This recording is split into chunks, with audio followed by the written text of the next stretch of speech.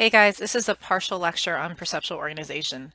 I don't want us to fall behind, so I'm going to give you the first half that has to do with Gestalt grouping principles, and then when we get to class, we'll actually talk about other monocular depth cues, which will make more sense when we actually talk about them in class. When you see the word perception, I want you guys to think of the word Gestalt. So this is Gestalt psychology.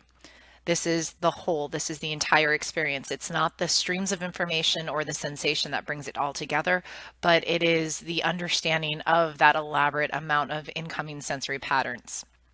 When we talk about this, your perception isn't a perfect interpretation of the world. It's a pretty good representation. It's a good enough example. And that's because we filter a lot out when we're talking about things like sensory adaptation, the stuff that we stop paying attention to, selective attention, the fact that we don't attend to everything. Your perception of the world is limited to how you see it. So if we always talk about things like, beauty is being in the eye of the beholder, it really is very true. It's what you see, it's what is unique to you.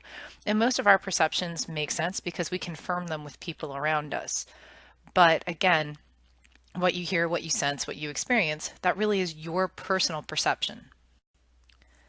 One of the clearest examples of perception being unique to an individual would be synesthesia. And here you have Melissa McCracken. She paints music. And I know that sounds weird because we hear music, but what she hears comes out also as a visual interpretation. And so she puts what she sees on canvas.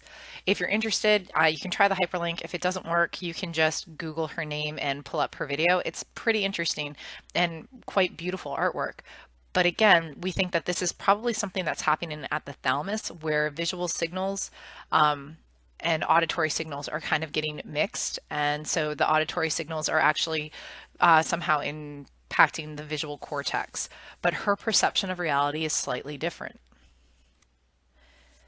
Feature detector cells should not be anything new. We talked about feature detector cells when we talked about visual processing. So in the back of the occipital lobe in the brain, there are specific cells that help you identify different streams of electrical impulses as visual signals. Now, these feature detector cells are throughout the cortex and help identify all types of sensory information. And their job is to help put messages back together. We don't know how our visual signals get put back together into kind of what we see, the panorama that we see. This is known as the binding problem. And it has been said that we know more about deep space than we know about our own brains, which is a pretty crazy thing to think about. We don't know how all of this works together. Our brain is the most advanced complex computer that we have ever experienced. And so we are very slowly catching up with the technology just to peer into it and see what is going on in the brain. Those feature detectors in the back of the brain detect various things: color, shape, and in this instance, motion. Now, for this illusion to work, you are going to just kind of look across the page and you should see the discs rotating. Now, if you stare at any one disc, it stops rotating because the image is falling on your fovea. Fovea is a high concentration of cones and they don't really detect motion. But as you're glancing it, you should, especially off to the periphery and those side discs, feel like they're moving. And it's because the feature detector cell in the back of the brain is getting a stimulus for motion, but there is no motion. And again, that's your perception. So it's a false perception, but it's still what your brain is taking in and making sense of. So the title of this is Perceptual Constancies versus Illusions. And it's kind of funny because constancies and illusions go hand in hand. Perceptual constancies are rules that we've made about our environment, and illusions are the things that let us kind of hack into how sometimes they're wrong. So a perceptual constancy that we would have would be shape. We have a perceptual constancy for size, and we have a perceptual constancy for color, or sometimes we'll call that lightness constancy. And ultimately, it means that things in our environment change, but because they change so much, we determine that certain things stay constant about them. For size, we assume that a human is the same size when they're 100 yards from us as they are when they're 10 feet from us. However, if we went purely off of sensory information, the image on our retina 100 yards away would be very, very tiny, and we would perceive the person as being maybe an inch tall. And the person 10 feet away from us would be very large on our retina, and we perceive them probably as their average height, so maybe 5 to 6 feet tall. We had to make a decision a long time ago whether or not that meant that size was stable or that things just magically grew before our eyes. And what we determined was size is constant, and what it was an indication of motion. And babies learn this. Their hand goes far away from their face, their hand comes close to their face. They pick up a toy and they throw it across the room, and the exact same size toy comes back to them from that location in the room. So it helps them with things like depth perception and motion. Size constancy. Everything that you have in your environment can be seen from most often a different angle, and it changes. I'm sorry, shape constancy, it changes the shape of it. But you realize that if you rotate it enough or you alter it enough, the shape stays constant. And then the last one is color constancy. Turn the lights up, turn the lights down, color remains constant, and so we perceive color as to be unchanging. So perceptual constancies, depth cues, and our visual organization, they help us make really quick assumptions about the world. Visual illusions are fun because they show us where the discrepancy lies between our very quick assumptions or our perceptions and what is happening in reality. So when we process too quickly or we make too many grand assumptions, then it's with illusions that we get kind of some insight into how we make these leaps and some of the information that we're missing. This is called the Mueller-Lyer illusion. You absolutely need to know this one by name. So memorize the Mueller-Lyer illusion if you want to think about it as the illusion that has the kind of reverse arrow and then the normal arrow, whichever way works for you. But this illusion is important because people who live in kind of more modern carpentered worlds see this as an illusion, while people who don't see the truth to it. So the question always is, which one has the longer center line? The one to the left or the one to the right? And obviously, this being an illusion, the answer is neither. The center line is exactly the same. Americans mostly get this wrong. Here's the justification for why most Americans get it wrong. Those two lines actually represent either the interior or exterior corners of carpentered buildings. We live in a world with a lot of right angles, and so if you look around the room that you're hopefully in right now, you should see at least somewhere evidence of the Mueller-Lyer illusion. And if you're in the interior of the room, chances are you're seeing a lot of the kind of reversed arrow portion. If you were to go to the outside of your house, you would probably see an exterior corner and you probably very clearly see the other part of the Mueller-Lyer illusion. So we judge it based off of our experience. One tells us that there are walls coming towards us and the other one says that walls are receding away.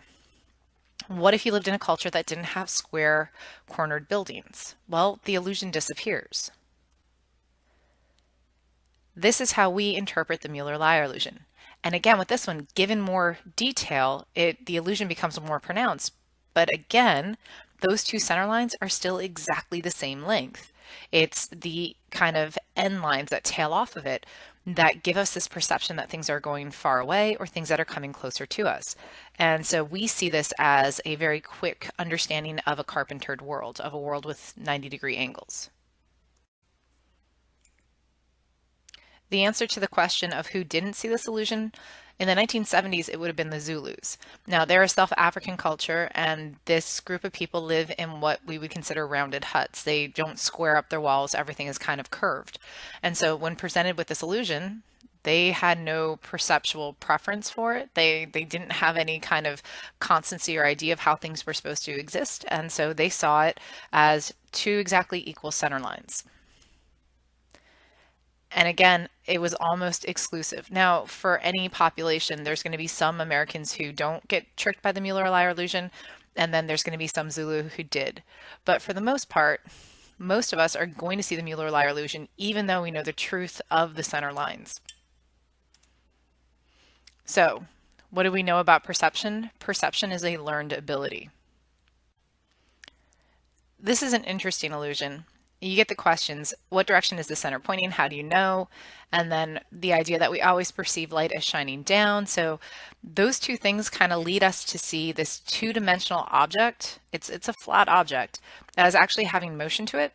So you see kind of the ripples, and then you should see the very bottom part kind of pointing up. And how do we know we're following the line of motion and it makes the most sense and it's how things would operate in our world? When we flip it upside down, we can still continue with it, and now we just reverse it and we see a hole instead of a peak. again, this is a flat two-dimensional object. We shouldn't actually be feeling or perceiving motion with it, but we do because it is what we would anticipate in our world. Two other illusions that you guys should know by name, the Ponzo illusion and the Zollner illusion. The Ponzo illusion you'll see again later, but this one kind of works off of other perceptual cues, other environmental cues.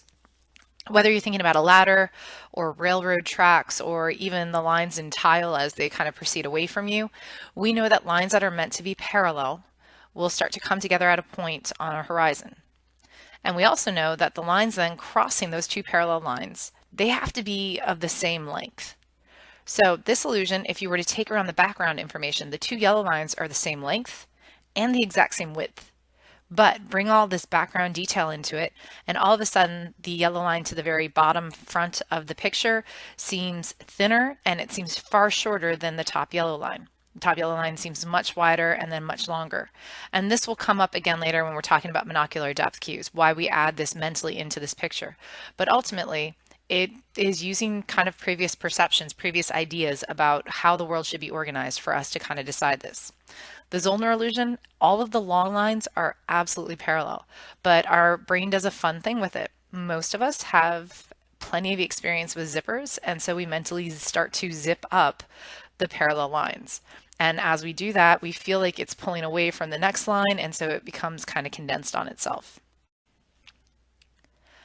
I told you guys at the beginning of this, when you see the word perception, think Gestalt. And here's Gestalt again. So Gestalt psychology means the whole.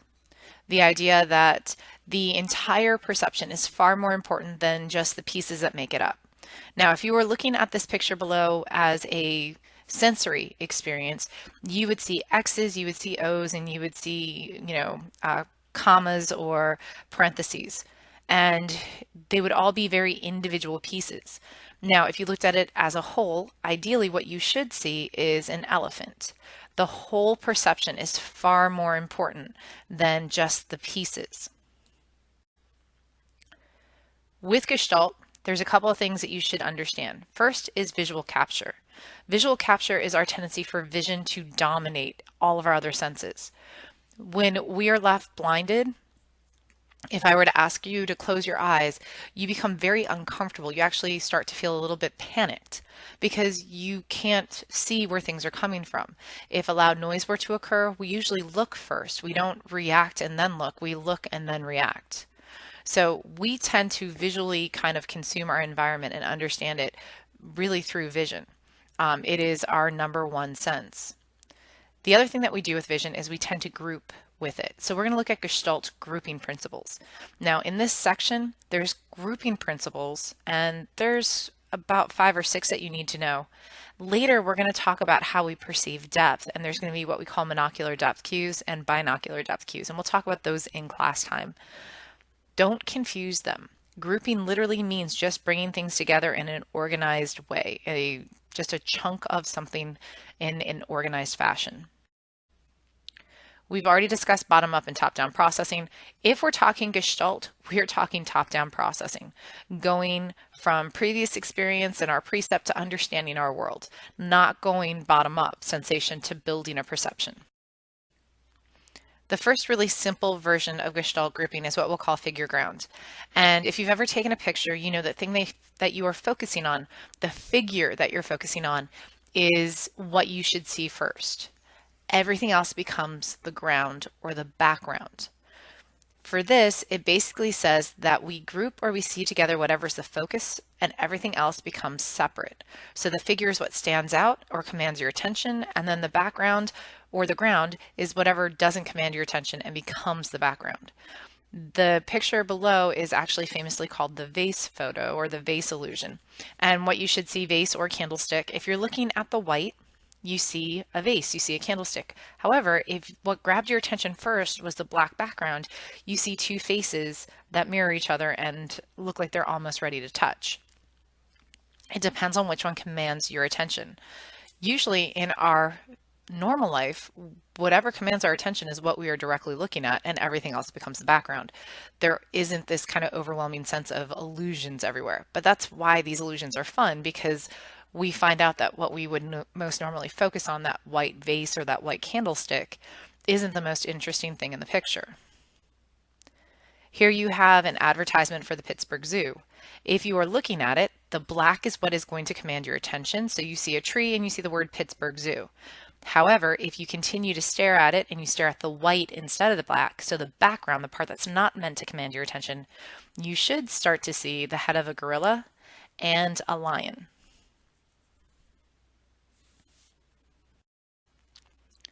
Figure ground in this picture is a little more interesting. It depends on what you choose to focus on.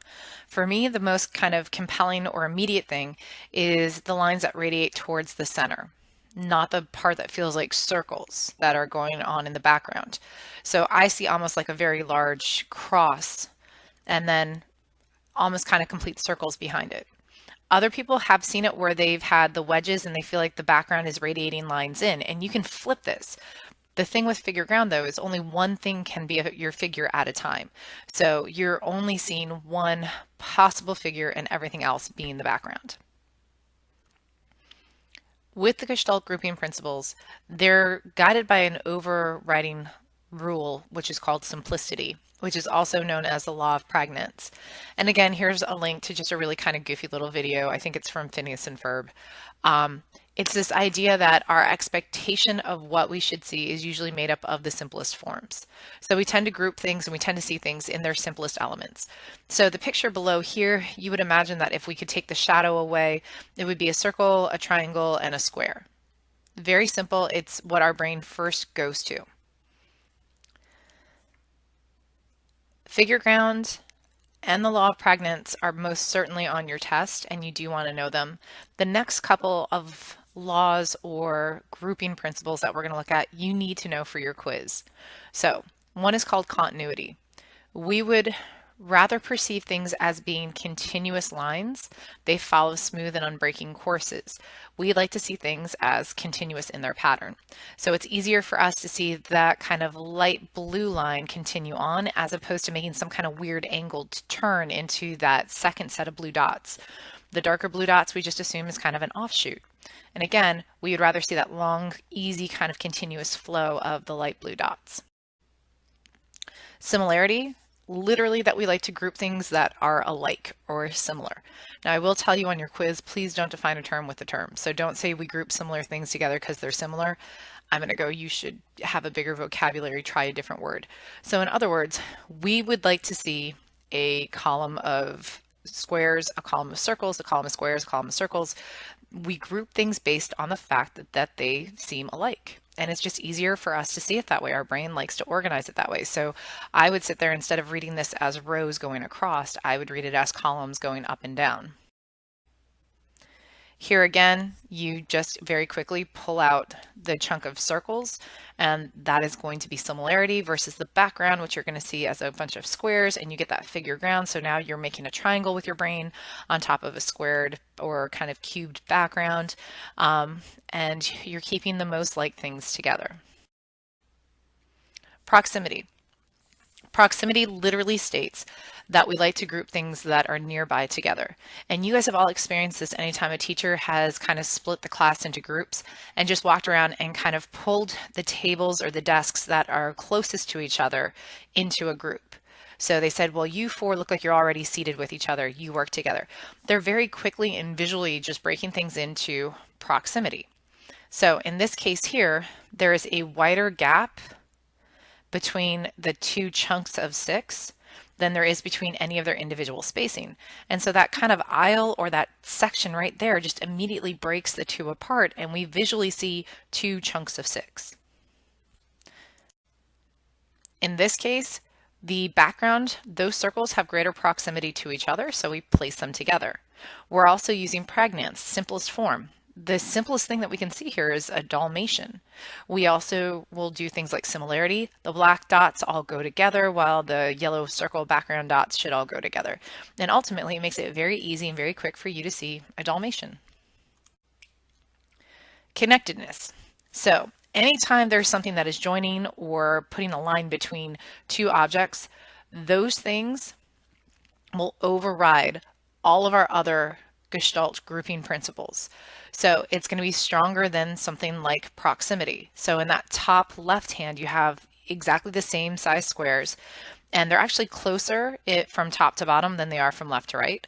But the minute you join them with a line, you've made them units. Move over to the right top and you have similarity. You would think that the grays and the blacks should go together, but again, that one connecting line just violates that. The bottom left, we have similarity and we have proximity going on, and yet that single line just kind of brings them together. The only thing that can really beat connectedness is something called enclosure, literally boxing in something. Enclosure is not something that you guys need to really remember. Connectedness is. This is a great way to remember or even possibly study for your quiz. So top left, proximity. You should see three kind of solid stripes, or three skinny stripes and two fat stripes, whichever way you want to see it. But you are probably grouping those two lines closer to each other because they're closer to each other. Similarity, you have the columns again, triangles versus circles, and you see it going up and down instead of left to right because you put the triangles together and you put the circles together.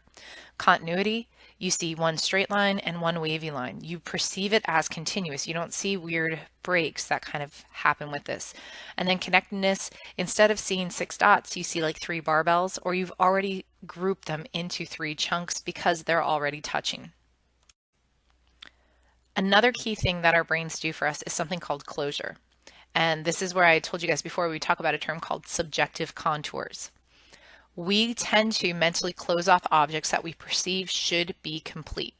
So here you have the panda from the World Wildlife Federation, and instead of leaving it as an incomplete figure, your brain really closes it off and draws in the head and the back, and you see it as a complete panda, almost so much so that you may truly see the lines in your head.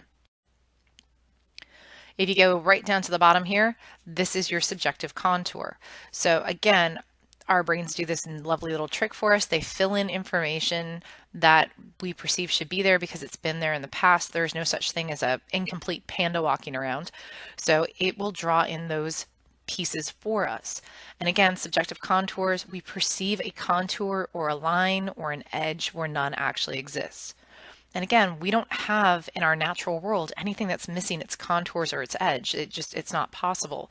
So our brain fills in those gaps for us.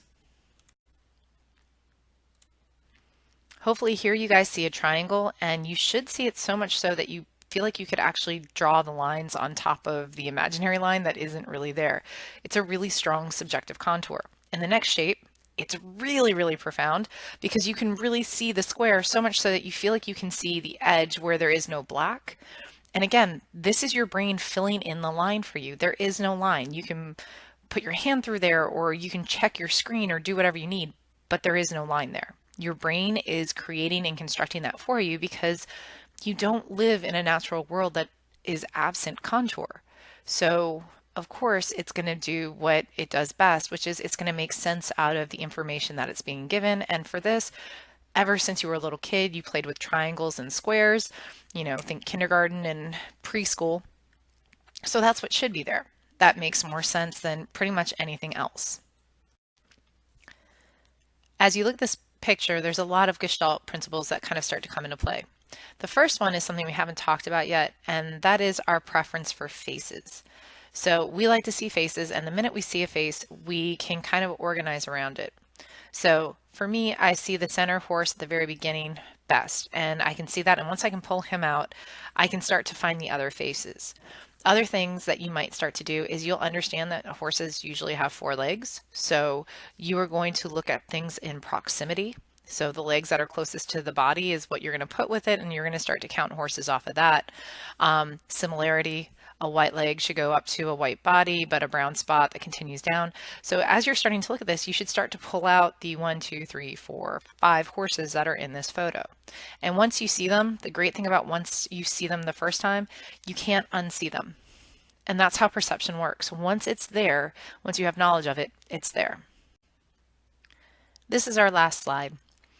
What you should get from here is that your brain likes to put things together in the most sensical fashion, what would exist in the real world. So at first glance in this picture, you see this lovely doghouse and this rather confused looking man. It's on further kind of inspection that you should see that this is an impossible figure. And the question is, what are you doing? What's grouping all of this together to make it make sense for you? Why is it when you first look at it, you're like, yes, that could happen? We will in class spend a little bit more time playing around with some of these impossible figures, talking about some of our grouping principles, but please make sure that you feel comfortable with all of the grouping principles that you just had exposure to. We will probably do a short handout in class just to make sure that everyone's reviewed it, and then we'll move into the monocular and binocular depth cues. Your quiz will still be on Wednesday, meaning that you're going to test on Thursday, and I will give you guys updated pacing guides. So just please keep up, and I will hopefully see you guys tomorrow.